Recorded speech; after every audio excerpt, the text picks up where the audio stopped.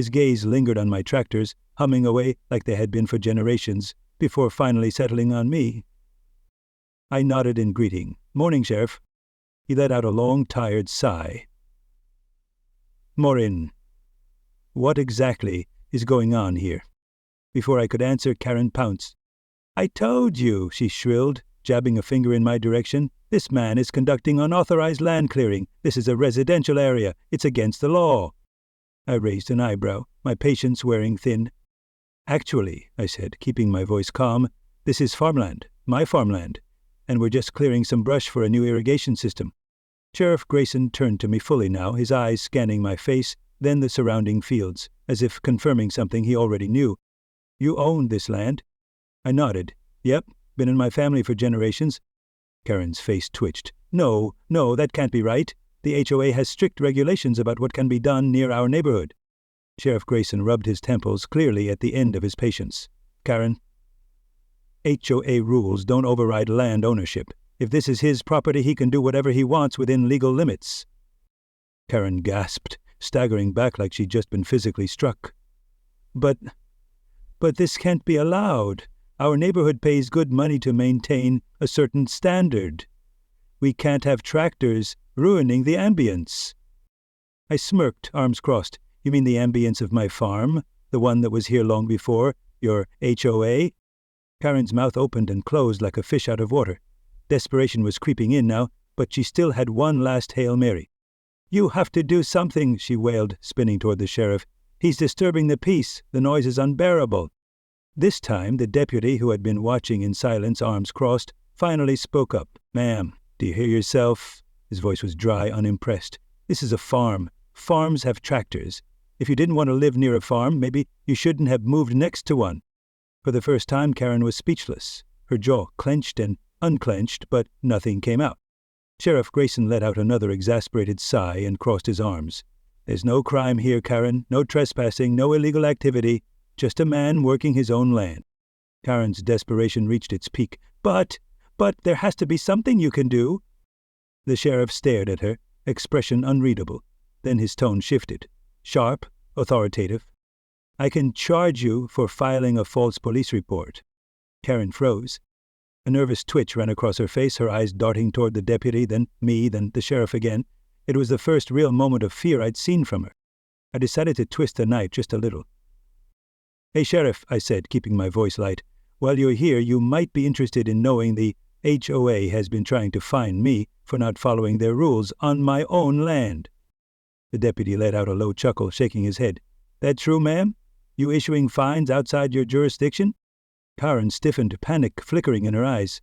Our HOI has regulations that must be followed." Sheriff Grayson gave her a long, hard look. Then, finally, he spoke. "Not on his land, you know." Karen's face turned a deep, furious red. Her whole world had just crumbled in less than 5 minutes, and I knew this wasn't over. Not by a long shot. Karen stormed off in a huff of righteous indignation, but I knew she wasn't retreating, she was regrouping. She wasn't the type to take a loss gracefully. Less than an hour later, my phone buzzed with an email notification. The subject line, "Cease and desist order, immediate compliance required." I nearly spit out my coffee laughing. They were actually trying to order me to stop using my own land. Oh, they had no idea who they were messing with. The next morning I sat at my kitchen table, the HOA's so-called legal document spread out in front of me. It was printed on fancy, official-looking letterhead, the kind meant to intimidate, but all it did was amuse me. I skimmed through their ridiculous claims. Disruption of community peace, unauthorized landscaping, and the best one, threat to public safety. I leaned back in my chair, shaking my head. Public safety? Because of a farm? Outside my window, the sun was rising over the acres of fertile fields my family had cultivated for generations. This land wasn't just property, it was a legacy. My grandfather had painstakingly nurtured it. My father had fought off greedy developers. And now, it was my turn to defend it. That's when I noticed something strange at the bottom of the letter. A reference to a zoning agreement supposedly signed years ago by the HOA and the original landowner, my grandfather. My stomach tightened. That didn't make sense. I had personally reviewed my family's land records dozens of times over the years, and Not once had I come across any agreement with an HOA. Something didn't add up. Without wasting a second, I headed to the attic. Dust floated in the golden morning light as I dragged out an old wooden storage chest filled with family records, contracts, and property deeds dating back decades. I flipped through folder after folder, my fingers growing dusty as I searched for anything that could explain this mystery agreement. Then, at the very bottom of the chest, I found it. A thick, yellowed envelope labeled in my grandfather's distinct handwriting. Land lease. Expires January 2024. My breath hitched. A lease? With shaking hands, I tore it open and scanned the documents inside, and that's when I saw the truth. A truth that made my heart pound in my chest. Karen's entire neighborhood had been built on land my family still owned. It had never been sold. Decades ago, my grandfather had allowed a developer to lease the land under strict conditions, thinking it would benefit the local economy. The homes, the roads, the pristine little parks of Karen's precious HOA kingdom, all of it sat on property that still belonged to me. And the most important part?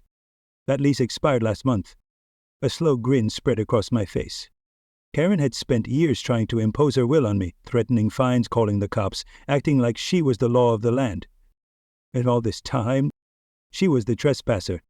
I double-checked every detail, my hands gripping the papers so tightly my knuckles turned white. I needed to be absolutely sure before I made my next move. I pulled out my phone and called my lawyer, Steve. He answered after 2 rings. "Morning. What's up?" I could barely keep the laughter out of my voice. "Steve, you're going to love this. Turns out I own Karen's neighborhood." There was a beat of silence on the other end. Then a low chuckle. "No freaking way." "Oh yeah," I said, flipping through the documents again, the weight of what I had just discovered sinking in. "The HOA has been trying to find me for years, but they've been squatting on my land this whole time." Steve let out a whistle. "Damn. That's next-level karma. So what's the plan?" I leaned back, savoring the sheer poetic justice of it all.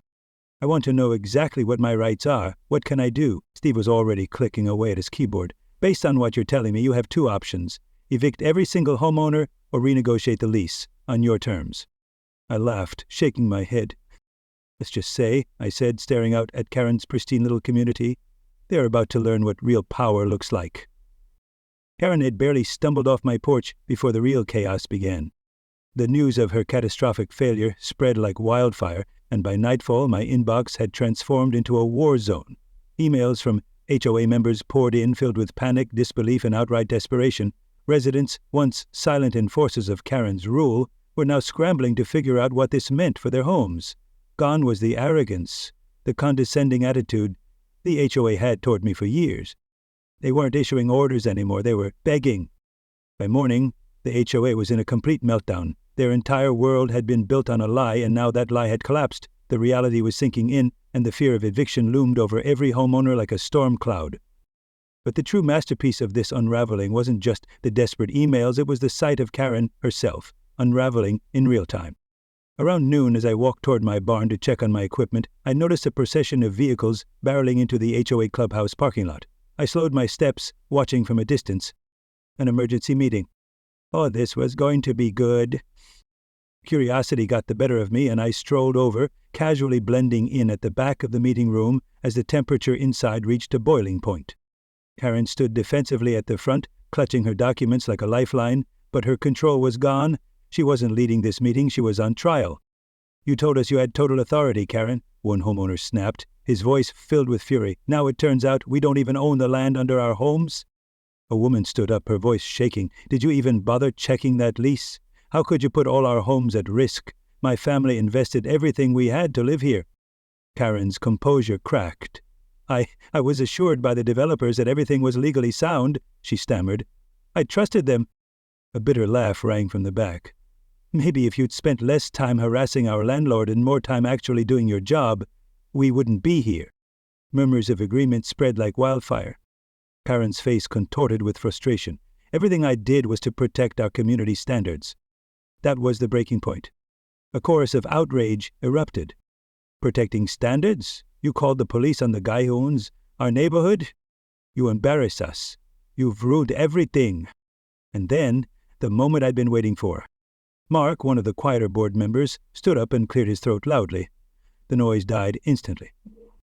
I motion that Karen immediately steps down as HOA president effective immediately. The room went dead silent.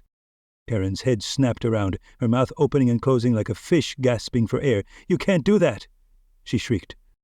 "Yes, we can," Mark said flatly. "You've endangered our homes, our finances, and embarrassed the entire community. We need new leadership." Hands flew up across the room. The vote was overwhelming. Karen stood frozen, her carefully constructed empire crumbling in real time. "Fine," she hissed, her voice dripping with venom, "but you'll regret this. You're all making a huge mistake." She stormed out of the clubhouse, slamming the door behind her. The room erupted into applause. And then all eyes turned to me. Mark cleared his throat awkwardly and approached me, rubbing the back of his neck. I didn't realize you were here," he admitted. "Look, about this whole situation, we sincerely apologize. None of us had any idea the land lease was even an issue." I nodded, taking in the sincere regret on his face. "I know this was never personal for most of you," I said. "My issue was always with Karen and the way she treated me and everyone else." A woman stepped forward hesitantly. "Please, what happens next? Are we going to lose our homes?" I took a measured breath. "No," I reassured her. "I never wanted to evict anyone. But things are going to change. No more HOA. No more ridiculous fines. No more Karen-style tyranny." The relief was instant. People murmured in agreement, nodding rapidly. Mark smiled, his shoulders relaxing for the first time since I'd entered the room. "Honestly, that sounds like an improvement." The vote to dissolve the HOA entirely was unanimous. And with that, the reign of Karen was officially over. But just when I thought the drama was done, later that afternoon, my phone buzzed. Steve's voice came through the line, amused but bewildered. "You're never going to believe this. Try me. Karen just tried to sue you." I burst out laughing. "On what grounds?" "Oh, you're going to love this," Steve said, still chuckling. "She claims she suffered emotional distress and defamation because you illegally revealed private lease details." I nearly dropped my phone laughing. "She tried to sue on behalf of the HOA," Steve continued, "but she no longer represents them. So she has zero legal standing." "Exactly. And get this, her own lawyer refused to represent her." I shook my head, still laughing. Poetic justice. With Karen completely powerless and humiliated, and the HOA officially dead, I knew one thing, for sure. I had won. The echoes of Karen's furious exit hadn't even faded before the room erupted into a mixture of relief and nervous energy. Some residents slumped in their seats, exhaling as if they had just escaped a sinking ship, while others whispered in hushed tones, exchanging uneasy glances. For the first time in years, the iron-fisted rule of Karen had been shattered, and in its place, uncertainty. It wasn't long before the weight of the situation settled on the group. Karen might have been the villain of this story, but she wasn't the only one responsible for the mess they were in.